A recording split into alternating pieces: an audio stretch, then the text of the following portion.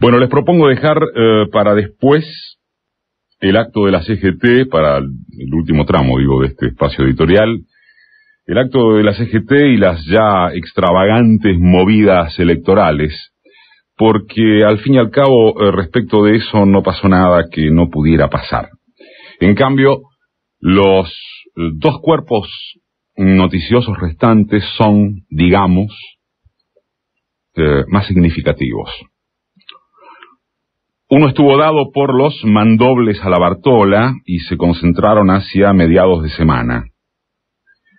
Primero fue que había caído en Ezeiza un financista caponarco que vive en el país desde 2005 y fundador de una constructora en Puerto Madero. Bueno, bajo la fijación de agenda del diario Instrumental y según lo remarcó en portada un recuadro que indicaba a la Argentina como refugio tentador, los medios y tilingos adheridos machacaron con nuestro carácter de territorio cocainómano incontrolado. El intento de relacionar al gobierno con ese presunto libre albedrío se acabó a las horas de publicado y reproducido, porque inclusive los periodistas electrónico amplificadores no se veían cómodos en el papel de llevar semejante delirio a rol de primera plana. De modo tal, a la jornada posterior, el tema desapareció y fue reemplazado por uno mucho más afín al sentido común y al interés popular. Es así que surgió como cuestión prioritaria de portada que el plan Carne para Todos, anunciado y escenografiado por la presidenta el día anterior, cubre solo el 0,15% del consumo. Eso ya suena o directamente impacta como más sensato, hay que admitir. Ni el propio oficialismo desmintió que 10.000 kilos de carne acordados a muy bajo precio son la nada misma contra los más de 6,5 millones de kilogramos que se venden por día. Tal como las milanesas o el pescado para todos son jugadas destinadas al fracaso completo.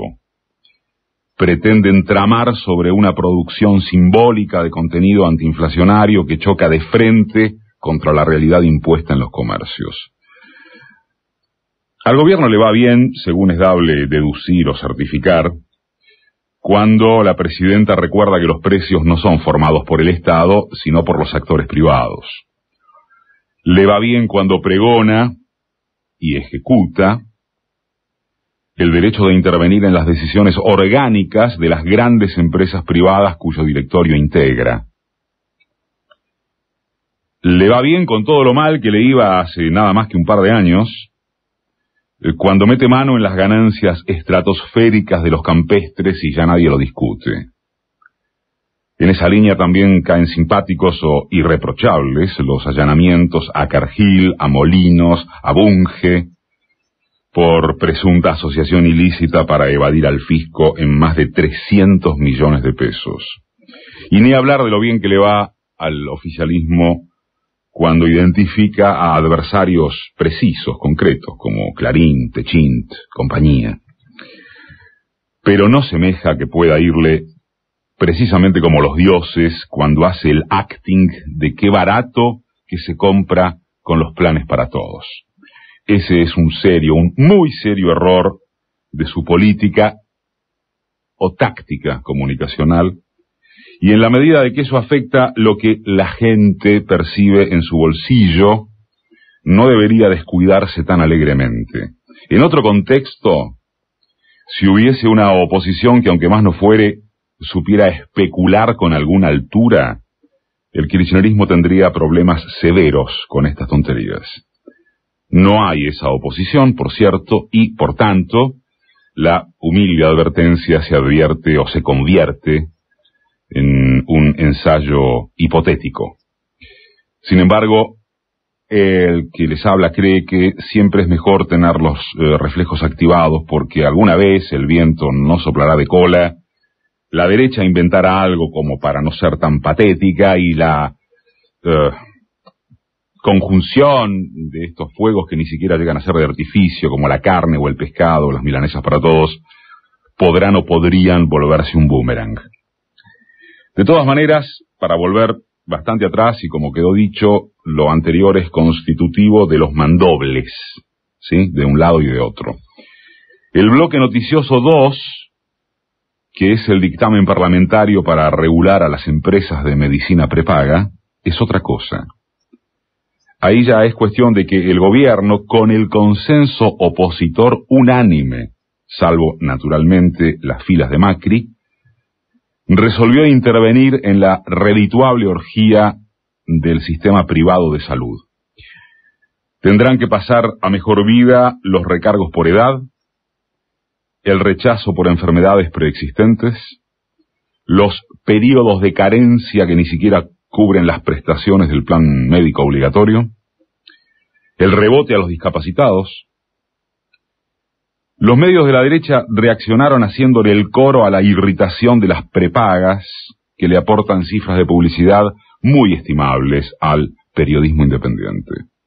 Pero no es solo el otorgamiento de espacios a los voceros de la medicina privada. Para que no queden dudas, encima de eso se han lanzado a cuestionar que el Estado interfiera en lo que denominan contratos entre particulares. ¿Por qué el gobierno no se dedica a la salud pública y deja que las gallinas negocien libremente con el zorro?, preguntan los periodistas liberales de pacotilla que en cualquier país capitalista del primer mundo no se animarían a interrogantes de esa naturaleza, so pena de caer en un ridículo que aquí sienten como impunes, o como impune, para usar bien el número.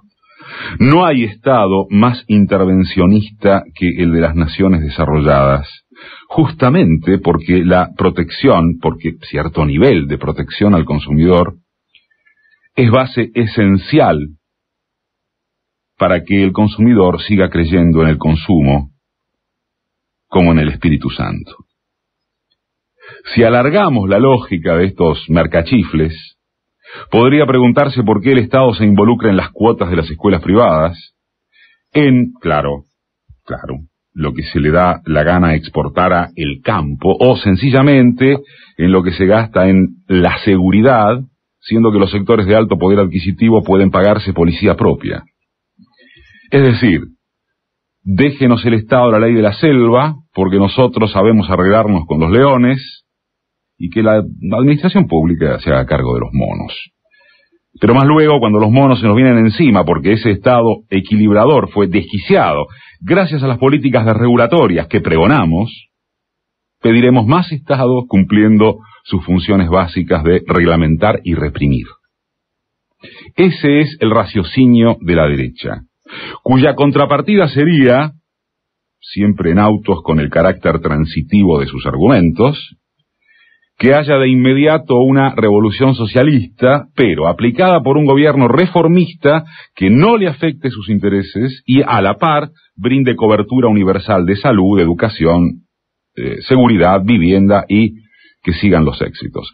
De manera que lo que tenemos viene a ser, en definitiva, una derecha trotskista, lo cual se corrobora por esa capacidad cariocinética de ser 2 o 3 pedazos y dividirse en 10 o 20.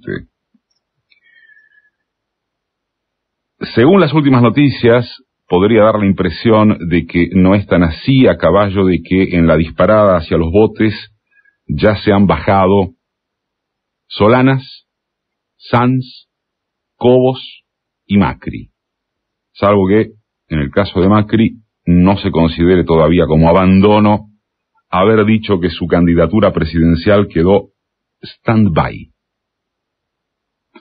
Una de las frases más portentosas de la historia política argentina. Sin embargo, esta estampida de la oposición da una idea exacta de la carencia absoluta de alternativas serias al kirchnerismo, cristinismo, experiencia progre o como quiera llamársele. Y es en ese recorte que los análisis y especulaciones sobre el acto de ayer de la CGT quedan casi hasta faltos de mayor sentido.